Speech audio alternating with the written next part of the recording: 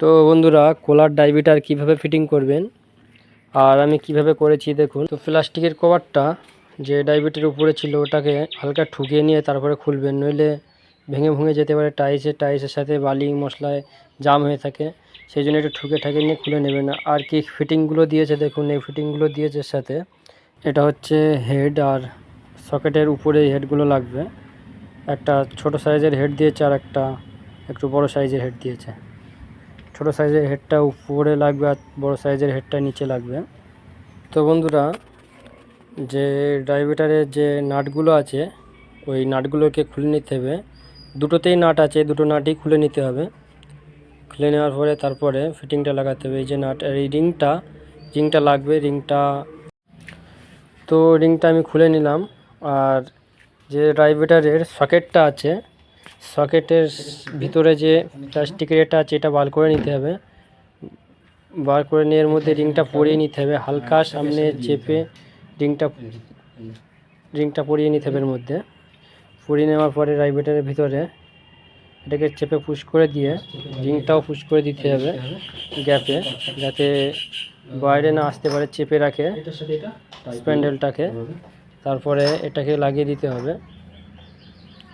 লাগিয়ে দিয়ে সকেটটাকে পুরো টাইট দিয়ে দিতে হবে, ভালোভাবে টাইট দিতে হবে যাতে লুজ না থাকে। তো উপরের নাটটাকেও খুলে নিতে হবে, এটাকেও আমি খুলে নিলাম।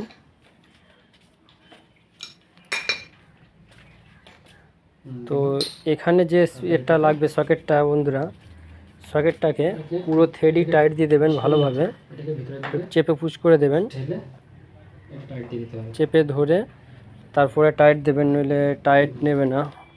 একটু চেপে সামনের দিকে টাইট দেবেন। বন্ধুরা, পুরো প্যাঁচটাকেই টাইট দিয়ে নিতে হবে, যতটা থ্রেড আছে ততটাই টাইট দিয়ে নিতে হবে। আর আমার টাইট দেওয়া হয়ে গেল, পুরো চেপে টাইট দিয়ে নেবেন। চাইলে রেঞ্জ ধরেও টাইট দিতে পারেন।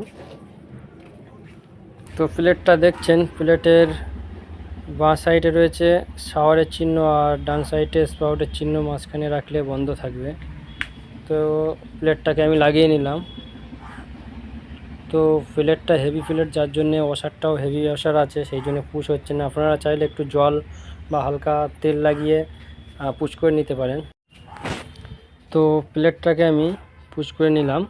এই যে হেডটা আছে বন্ধুরা, এই হেডটার উপরে যে ফোটা চিহ্নটা আছে, এটা শাওয়ারে বা স্পাউটে বা বন্ধ রাখা দেখতে সুবিধা হবে, সেই কারণে দিয়েছে। আর এটাকে ঘুরিয়ে দেখে নেবেন কোন সাইডটি বন্ধ থাকছে। ডান সাইডে করে দেবেন, দেখবেন স্পাউটে আসছে, একটা আওয়াজ আসবে।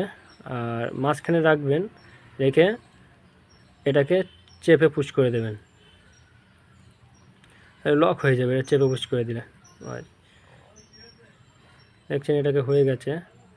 আর নিচেরটাও সেম, এর মধ্যে একটা এলেঙ্কি রাখবে,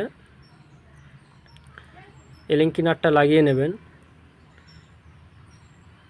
এলেঙ্কি নাটটা লাগিয়ে নেবেন ঘুরিয়ে ভালোভাবে, বা এলেঙ্কি দিয়ে টাইট দিয়ে নিতে পারেন। তো দেখতে থাকুন, আর আমি টাইট দিয়ে নিলাম। আর এটাও সেম ঘুরিয়ে দেখে নেবেন কোন সাইডে কতটা ঘুরছে। আর মাঝখানে রেখে আর এই ফোটা চিহ্নটা উপরের দিকে রেখে এটাকেও চেপে পুশ করে দেবেন, পুশ হয়ে যাবে। এটা পুরো মাছ বরাবর রাখবেন, পুরো মাঝখানে। তো এটা মাঝখানে রেখে নিলাম। তারপর এটাকে আমি ফোটা চিহ্নটা উপরের দিকে রেখে পুশ করে দিলাম। তো দেখছেন কমপ্লিট হয়ে গেছে আমার কাজটা।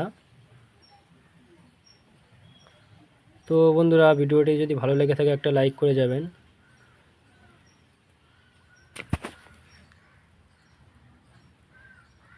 তো দেখছেন আমার কাজটা কমপ্লিট হয়ে গেছে, কোলার ডাইভিটার।